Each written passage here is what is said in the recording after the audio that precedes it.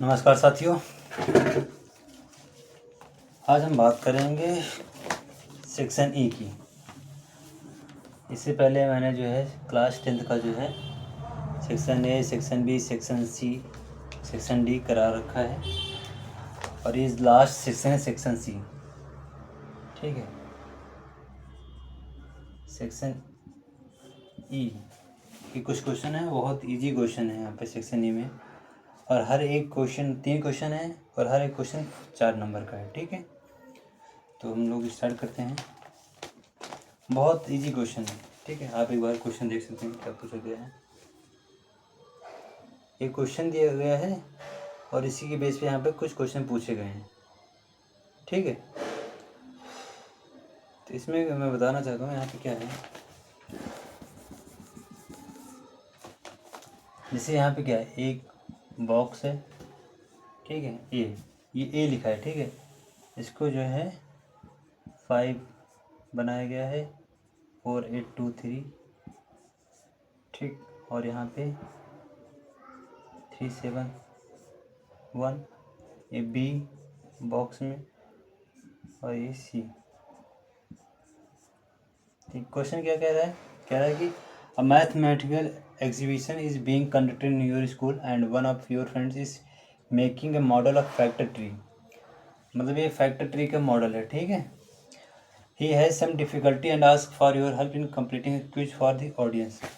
आपको यहाँ पे ए बी सी की वैल्यू फाइंड आउट करना। ये कैसा है, फैक्टर ट्री का जो है मॉडल है। ठीक है, तो फैक्टर ट्री में क्या होता है, अगर आपने पढ़ा होगा फैक्टर ट्री, जैसे यहाँ पे 6 होता है, क्या होता है 6 है, तो 6 मतलब 2 इंटू 3, तो 2 और 3 क्या होगा, फैक्टर ही होगा ना 6 का। ठीक है, तो जैसे यहाँ पे एक कोई नंबर ए है और उनका जो है फैक्टर 5 इंटू 4 8 2 3 है, तो ए की वैल्यू फाइंड आउट करना कितना आसान है, बहुत आसानी से बता सकते हो ना। ए की वैल्यू कितनी हो जाएगी, बस इन दोनों का मल्टीप्लाई कर दोगे, 4 8 2 3 मल्टीप्लाई कर दोगे तो ए की वैल्यू आ जाएगी। ठीक है, बस इतना ही करना है। मतलब ये जो ए था इसी को हम लोग 5 और 48 4 8 2 3 में डिस्ट्रीब्यूट किए हैं। मतलब यहाँ पे ये जो फैक्टर होंगे ना, इन दोनों को मल्टीप्लाई करो तो ए आ जाएगा, सेम ऐसे 4 8 2 3 को हमने फैक्टराइजेशन किया है। जैसे यहाँ पे 371 है, तो बी की वैल्यू क्या निकालना है, आसानी से कर सकते हो। कैसे भाई, 4 8 2 3 है और 371 इंटू बी ही तो होगा, बस 4 8 2 3 को क्या करना है, डिवाइड कर देना है 371 से, तो वैल्यू बी की वैल्यू आ जाएगी। उसके बाद क्या है, 371 को हमने क्या किया, 2 फैक्टर में डिवाइड कर दिया है 7 और सी में। कैसे करोगे यहाँ पे,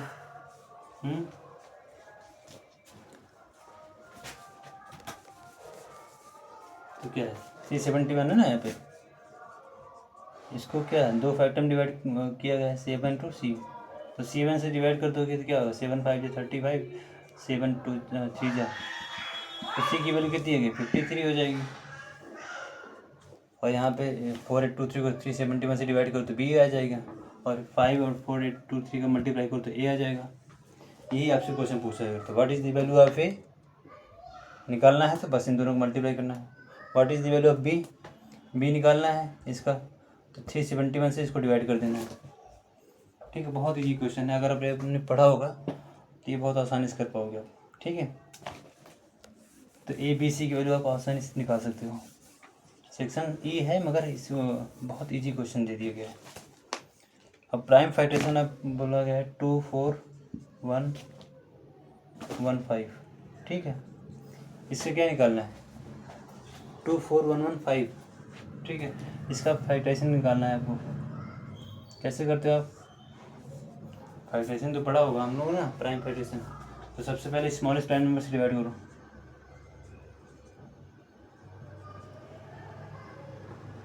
अब 2 से डिवाइड नहीं होगा, 2 से नहीं डिवाइड होगा ना भाई, लास्ट में 0 2 4 8 6 होना चाहिए तभी तो डिवाइड होगा, 2 से डिवाइड नहीं होगा। तो इसके बाद 3 से चेक कर सकते हैं, 3 से चेक करने के लिए 3 8 जा 24, 3 3 जा 9, यहाँ पे 2 3 से भी नहीं डिवाइड होने वाला है, तो हम लोग 5 से डिवाइड कर देंगे क्योंकि 5 भी तो प्राइम नंबर है। 5 4 जा 20, 4 1, 5 8 जा 41, और यहाँ पे 1 1 11, 5 2 जा 5 3 जा, ये हो गया 4 8 2 3। और देखा सेम क्वेश्चन 4 8 2 3 था वहाँ पे, हम लोग इससे पहले जो क्वेश्चन था तो वहाँ 4 8 2 3 आया था। अगर आपने क्वेश्चन देखा होगा ठीक से तो 4 8 2 3 आया था। ठीक है, तो फिर से आप कर सकते हो। यहाँ पे किससे डिवाइड करोगे, करो यहाँ पे भाई 3 से डिविजिबल होगा नहीं होगा, डिविजिबिलिटी रूल पढ़ा होगा आपने। इस सम ऑफ द डिजिट अगर 3 से डिविजिबल होगा तो नंबर भी डिविजिबल होगा। तो 8 + 4 12, 12 + 2 कितना 14, 14 + 3 17, तो 17 तो 3 से डिविजिबल नहीं होगा, है कि नहीं। तो किससे डिवाइड होगा, हम लोग किससे डिवाइड करेंगे।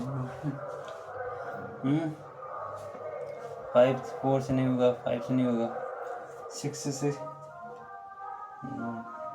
6 से भी नहीं होगा, 7 से करते हैं 7 6 जा 42।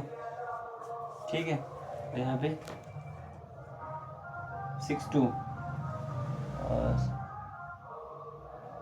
7 8 जा 56, फिर 7 9 जा 73, यही होगा। ठीक है, करोगे तो आ जाएगा। फिर यहाँ पे कैसे डिवाइड करोगे, क्या ये किसी नंबर से डिवाइड होगा, 7 से करेंगे, फिर 7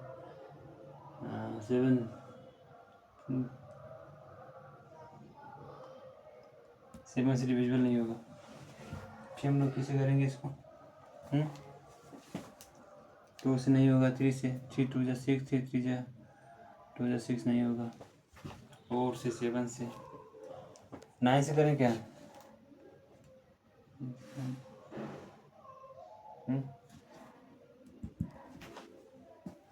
यहाँ पे 7 6 जा 42, 6 2 7 8 जा 56, 66, सही तो हुआ। यहाँ पे हम लोग फिर से करेंगे, 7 के बाद कौन सा प्राइम नंबर आएगा,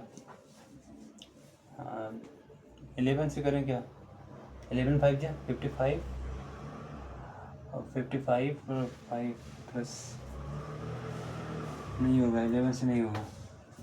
ठीक है, उसके बाद 13 से करें क्या, 13 2 जा 13 5 जा 65, और 13 3 जा ये हो जाएगा। यहाँ पे 53 भी क्या है, प्राइम नंबर है, तो बस आसानी से आपने क्या कर दिया, 5 से डिवाइड कर दिया 7 से 13, तो इसका प्राइम फ्रैक्शन कितना हो जाएगा, 2 1 4 2 4 1 5 का क्या हो जाएगा, 5 × 7 × 13 × 53। देखो सारे क्या है, प्राइम नंबर ही तो है। यही तो प्राइम फ्रैक्शन होता है।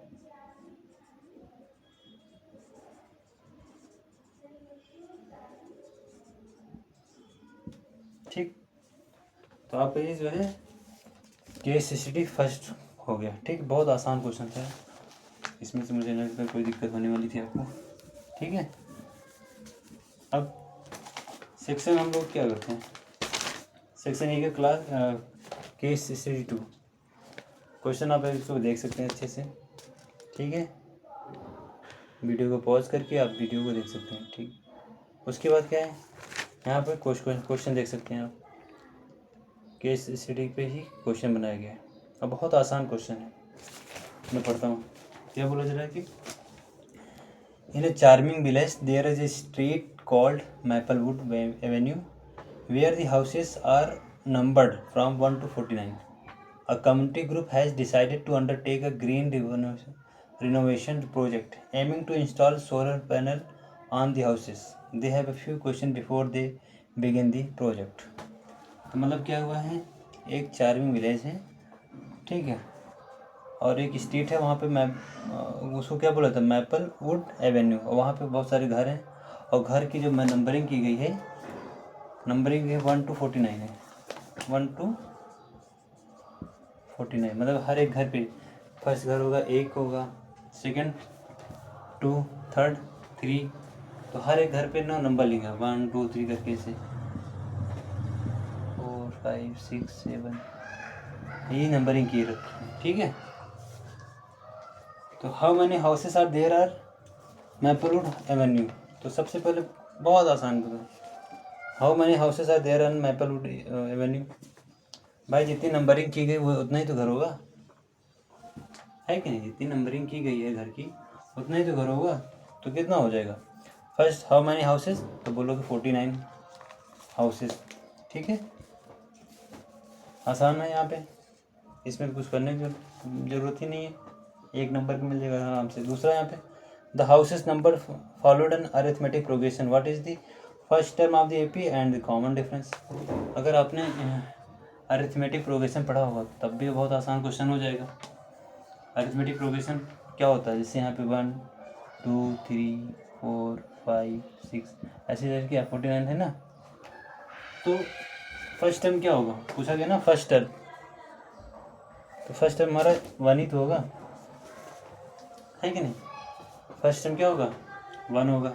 दूसरा जो कॉमन डिफरेंस क्या होता है, कॉमन डिफरेंस क्या होता है भाई, यहाँ पे देखो इसका डिफरेंस क्या 1 आएगा, इसका डिफरेंस 1 आएगा, इसका डिफरेंस 1 आएगा, तो कॉमन डिफरेंस 1 है, ठीक है। तो फर्स्ट टर्म क्या हो जाएगा आपका 1, और कॉमन डिफरेंस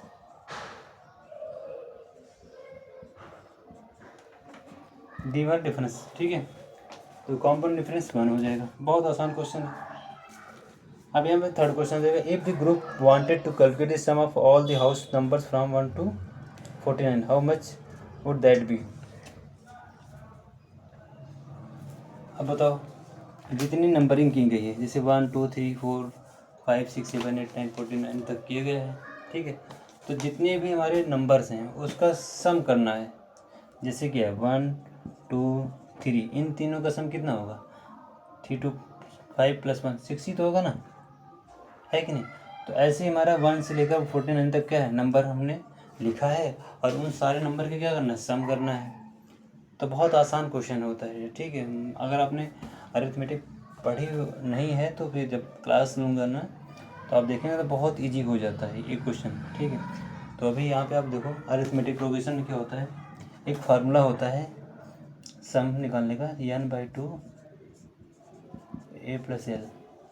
ये n क्या है, नंबर ऑफ टर्म, क्या है कि 1 से लेकर 49 तक नंबर लिखा गया है। तो टोटल टर्म कितने हो गए 49, टोटल टर्म कितने हो गया 49। और ए क्या होता है, A is the first term, A is the first term, तो 1 हो गया। और यल इज़ द लास्ट टर्म, तो 49 हो गया। बस यही सम करना था आपको। 49/2 50 25, तो 49 25 का मल्टीप्लाई कर दोगे तो हमारा आंसर आ जाएगा, ठीक है। क्या आएगा, sum of the all houses numbers, जैसे घरों के नंबर दे रखे हैं ना 1 2 3 4 5 6 7 8 9 10 49 तक, उन सारे नंबर्स का क्या होगा, सम हो जाएगा। बहुत आसान सा। और इसी में बी ऑप्शन दे रखा है, what is the sum of the houses number between 15 and 30। बताओ भाई 15 से लेकर 15 और ये 30 नंबर है, इसके बीच में कौन सा 16 17 18 19 से लेकर जब जाओगे तो क्या 29 तक आएगा घर, ठीक है। तो इन इतने नंबरों का क्या करना है, सम बताना है आपको। कैसे करोगे, आपको अभी मैंने बताया भाई, सम इतना ही निकालना है ना, 16 से लेकर 29। तो 16 से लेकर 29 तक कितने टर्म हो जाएंगे, कितने हो जाएंगे 16 17 18 19 और 20 और 9 4 13 टर्म होंगे। कितने टर्म हो जाएंगे, 13 टर्म हो जाएगा। फर्स्ट टर्म क्या है यहाँ पे 16, क्योंकि हमको 15 और 30 के बीच के सम नंबर का सम निकालना है, ठीक है। तो ये हो जाएगा। लास्ट टर्म कितना हो जाएगा, लास्ट टर्म 29 होगा, ठीक है। तो बस सम निकालना है नंबर का, अभी मैंने बताया n/2 a + l कर दो। n क्या है, number of term 13/2। First term क्या है 16 प्लस l कितना है 29। बस इनको करो, 9 + 6 कितना 15 2 + 1 3 4, ठीक है। 16 17 18 19 20, सॉरी यहाँ पे नंबर ऑफ टर्म 14 होगा, ठीक है। आप काउंट कर लो ना, 16 से लेकर 29 तक 14 होगा, तो ये 14 होगा तो यहाँ पे 14 हो जाएगा, ठीक है। 14 होगा तो 14 को 2 से डिवाइड करो, 7 आ जाएगा। तो 7 × 45 का मल्टीप्लाई करोगे, जो आंसर आएगा वही आंसर हो जाएगा, ठीक है। तो ये बहुत आसान क्वेश्चन था, केस स्टडी 2 हो गया, ठीक है। इसमें कोई भी दिक्कत नहीं है। अब यहाँ पे केस स्टडी ई, सेक्शन ई में सारे क्वेश्चन ईजी ही है, ठीक है। ऐसा तो होता है कि जो बड़े क्वेश्चन होते हैं, जहाँ बड़ा नंबर मिलता है, वो टफ होने चाहिए, मगर सेक्शन ई के सारे क्वेश्चन यहाँ पे इजी है, ठीक है। एक बार क्वेश्चन देख सकते हैं आप, सेक्शन ई का दिख रहा है आपको। वीडियो को पॉज करें, इसको पढ़ें, रीड करें। उसके बाद इसी के बेस पे यहाँ पे कुछ क्वेश्चन दिए गए हैं, प्रोबेबिलिटी के क्वेश्चन है, ठीक। अब यहाँ पे क्या है, बहुत आसान से क्वेश्चन है यहाँ पे कि Arav and Asima are brothers and sisters, and on Asima's birthday, Arav gift her a bag filled with her 8 red toffees, 10 green toffees, and 6 blue toffees. Asima decides to randomly draw a toffee from the bag. She wants to find the chances of picking a toffee of a specific color and ask the following question. अब इसमें क्या है, आरव भाई साहब हैं और इनकी एक बहन है आसिमा, ठीक है। ये 2 लोग हैं। आरोन ने क्या किया, आसिमा के बर्थडे पे गिफ्ट दिया, ठीक है। गिफ्ट क्या दिया, 8 रेड टॉफ़ीज़ और यहाँ पे 10 ग्रीन टॉफ़ीज़, 6 ब्लू टॉफ़ीज़, ठीक है। अब दे दिया, ठीक है,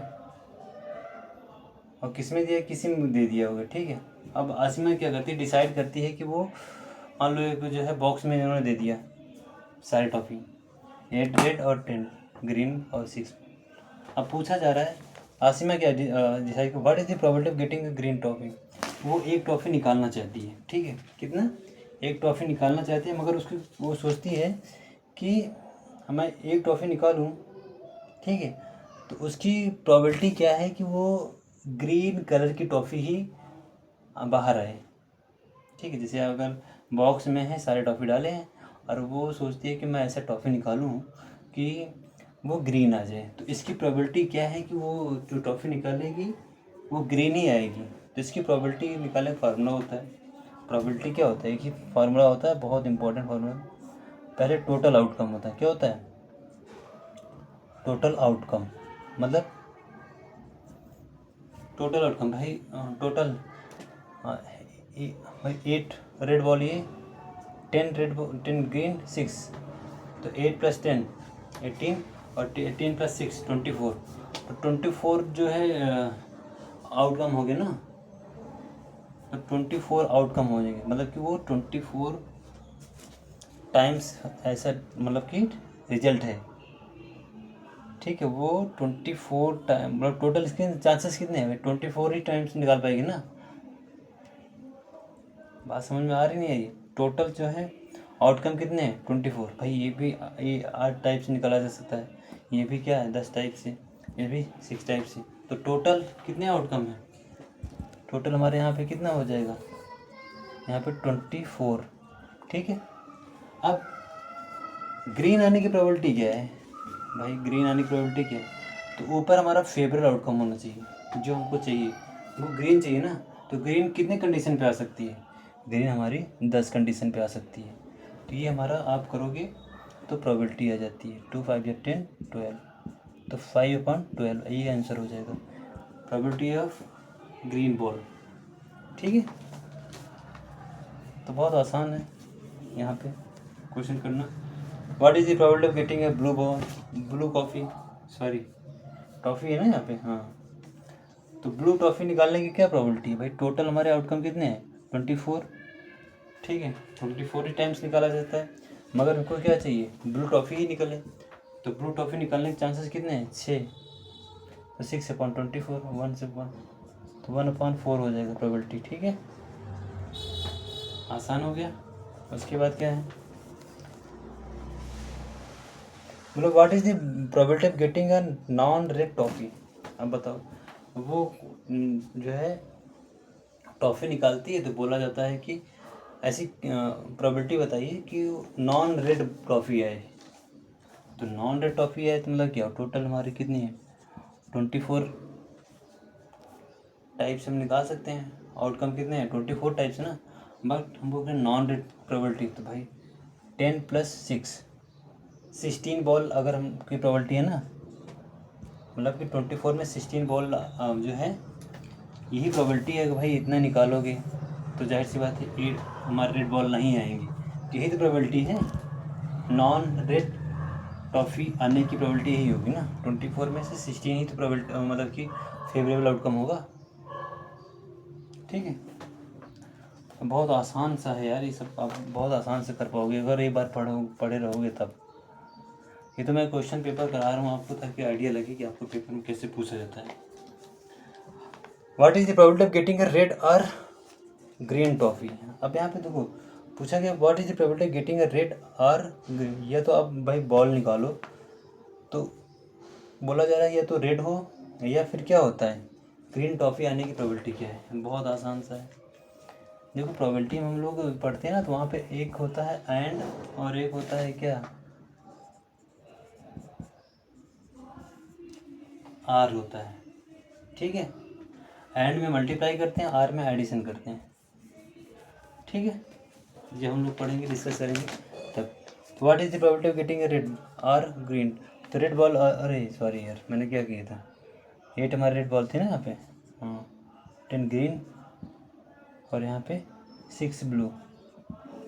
ठीक है, तो रेड बॉल आने की प्रोबेबिलिटी क्या है, 24 में से क्या है रेड बॉल आने की, 8।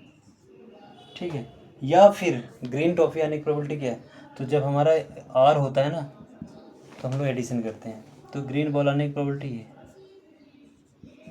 ठीक है, तो यहाँ पे जब सम करोगे टोटल प्रोबेबिलिटी की तो 24, 8 + 10, तो 18/24, 6 3 जा 18, 6 4 जा, तो 3/4 ये हमारी प्रोबेबिलिटी ऑफ रेड और ग्रीन। ठीक है, आई होप आपको ये क्वेश्चन समझ में आ चुका होगा।